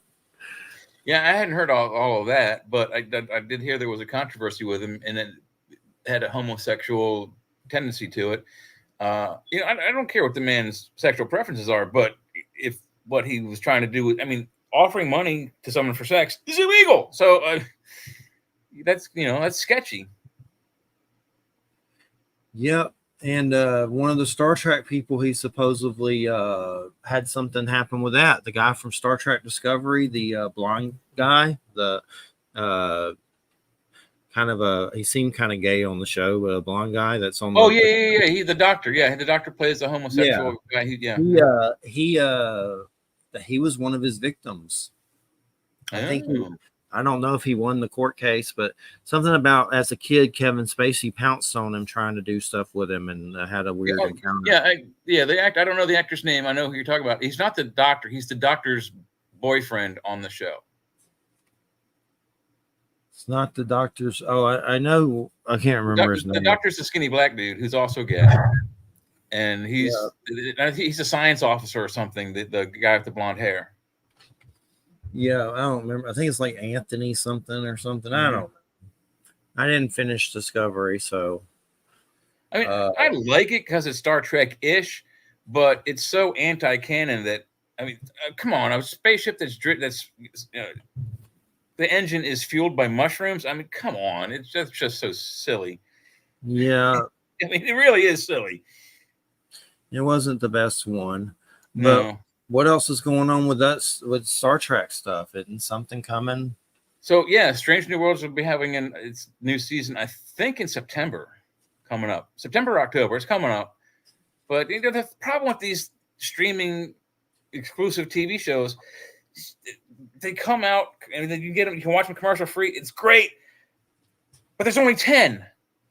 A standard full season for an hour TV show is 26 episodes of at least 44 minutes to 58 minutes of, story to put on TV. Yeah. We're getting, so some of these are 36 minutes long, again, commercial free, but 10 episodes, 36 minutes long. Hey, that's not even half a season. Yeah. Something's going on for sure with all that. It's really cool. I just powerhouse through the most recent Cobra Kai's, and they only threw out 6 of the 10, which is good. They usually threw out all 10 at once, so you can watch the whole series in like an afternoon. Yeah. But the next 4 series are coming out in September. Cool. Yeah, I started that, but for some reason I never got to finish it. It gets better, dude. It never good. I didn't hate it or anything, but keep going. I'm not gonna spoil it for you, but keep going. Yeah, I think I watched like the first few seasons. I'm gonna rewatch it. I think it was that good. Nice. I need to check it out. And I think they're only going to do 1 more season. Yeah, I know it's supposed to be ending. I'd like to see a season where they delve into Miyagi's weapons, like when they're in Okinawa. They have the weapons on the wall. I would love to see a good nunchaku fight on TV. Hadn't been one, even with Bruce Lee. They were neat, but they weren't the best. Bruce Lee. Well, so what have y'all been mostly doing on the other show after us? Is it always politics, or does it ever go to anything else?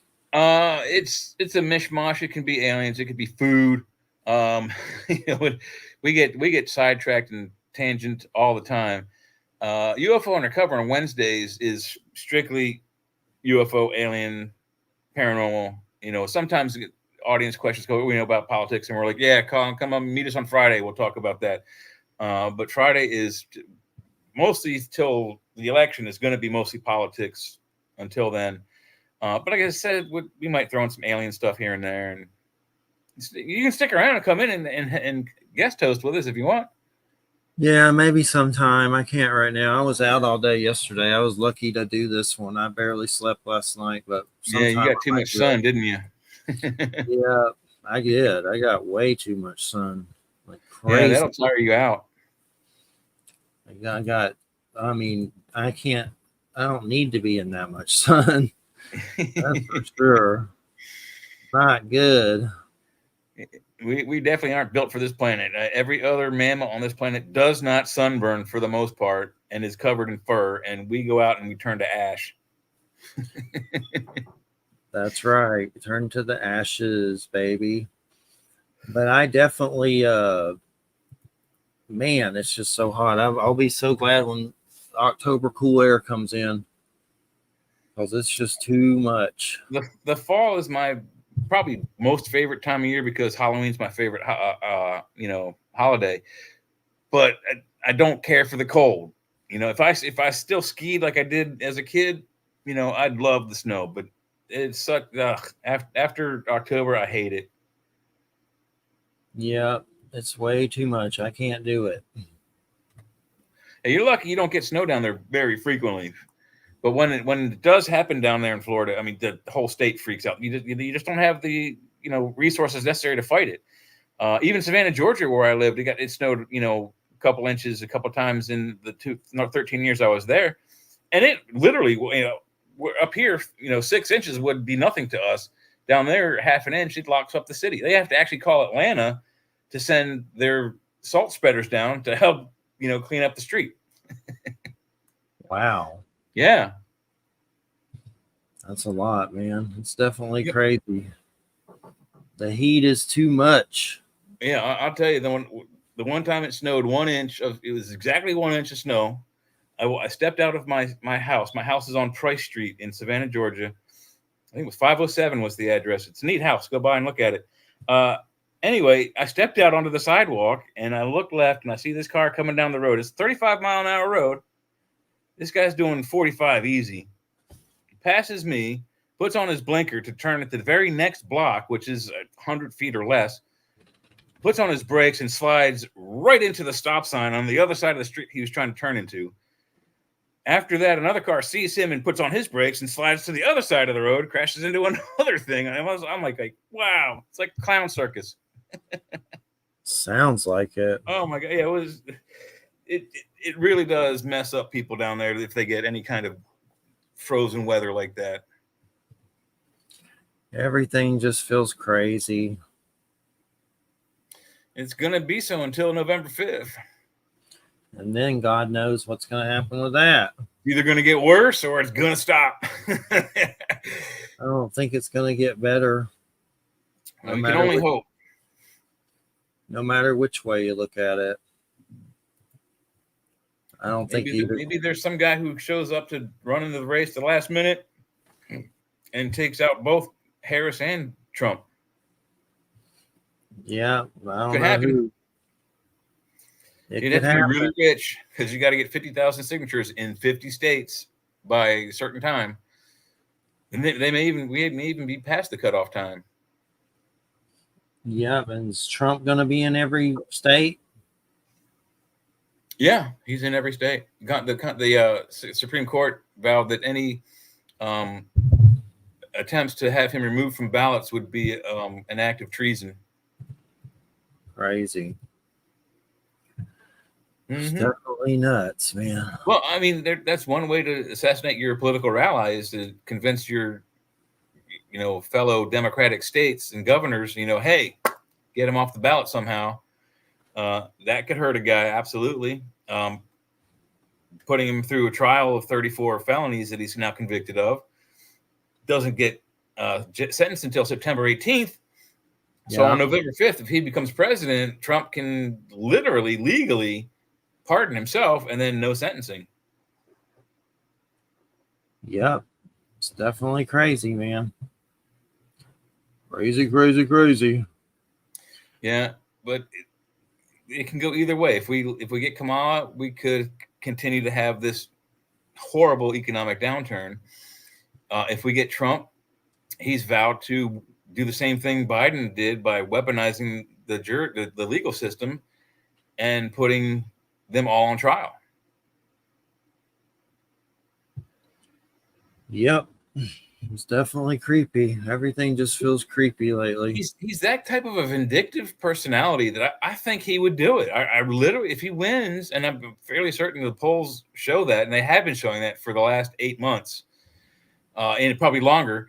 Right now, he's got on, at least on the immigration issue, he's ahead by 13 points over Harris. I think he's ahead of her overall on all points, just to be president, by 13 points. And after he got shot, and then FBI verified that it is a gunshot wound, he went up 34 points in Iowa alone, and 22 points in Texas. I mean, a bunch of states were 5, 6, 7, 8 points he went up. I predicted he'd go up at least 20. He went up 34 and 22 and 26 in a few places. So I think he's a lock-in. We don't have a Democratic nominee yet, although Harris is the presumptive nominee. On September 19th through the 22nd, the DNC could throw us a curveball and nominate some other Democrat. We don't know. There are a lot of fireworks yet to come. So it's going to be a very interesting. I saw some weird thing, that dude from Dukes of Hazzard, John Snyder, saying that somehow they're going to bring Obama back because he can serve more than 2 consecutive terms or some weird. He's like a Republican Trumplegooch, but he was talking about it on YouTube on his channel. It was really weird and complicated, but it's hard to believe. But he's saying if Harris wins, she's going to bring Obama back, or that somehow they're going to try to bring Obama back. Like somehow, I don't know, but he's a Trumplegooch. I don't know what the fuck he's thinking. Yeah, that sounds kind of nuts, so paranoid to me as well. It's a crazy one, but I'll have to send it to you if I can find it. Well, of the two, him and Tom Wopat, who played the Duke brothers, or cousins, whatever the hell they were, he always seemed to be the more wild, hair up his ass guy than Tom Wopat, who seemed to be the more level-headed, logical dude. And I can't remember the dude's name now. John Schneider or something. John Schneider, Snyder. I'm pulling up. And it might be Jon, not John. What's up with Rob Schneider and loving Trump so much? Isn't he like a? I think he's. I don't know what race he is, but he definitely seems weird about it. Ooh, the comedian Rob Schneider? Yeah. He's a white guy. He's got other stuff in him though. I'm not sure exactly what, but it might be like Asian or something weird. I think he's Jewish too. So, but he loves the Trumplegooch, and he just got in trouble. He was boycotting the Olympics, and then he did some special. Oh wait, Can you hear this? Hold on. Can you hear that? No. Can you hear that? No. I don't hear it. Oh, okay. I'll send it in the chat. I'll put it in the chat. But it's that dude from Dukes of Hazzard talking about stuff. I'll put it in the main chat. All right. It's worth listening to, but because it sounds so smart. So it's like, could that happen? Probably not, but Yeah. he's definitely tripping out on it. For sure. Everybody's tripping out. Everybody's going crazy. I'm going crazy from financial stress. Yeah, I think we all are. I'm just sick of it. It's like, go ahead and just chill me. Get it over with. I'm tired of bills. Drop a nuke, Putin, you little rat turd. I'm sick of hearing about your little nukes. Do it. I think if he does, if Elon is true to his word, Elon has vowed to intercept his missiles with his 800 plus satellites orbiting the planet. Yeah, I know. And he also threatened Putin. He says, "Go ahead and send them up because I can make and launch satellites faster than you can make and get ready a nuclear weapon." Yeah, it's crazy days. But all right, everybody, you're listening to United Public Radio 107.7 FM New Orleans. Y'all have a good show coming up. And I'm about to watch some horror movie called Maxine. It's the third movie. The first one was X, the second was Pearl, and the third one's Maxine. Some weird horror movies. But anywho, thanks, Jay. Thanks to the guests. Thanks, Secret JoJo. Everybody have a good weekend. I'm all dry. I felt like a sauteed shrimp after going out there all day. Like somebody tried to cook me in a salt pressure cooker. You're looking a little pink. I feel weird. Like I feel dehydrated or something. Yeah, you got too much vitamin D. Yeah. All right. Take care, everybody. Have a good one. See you next week.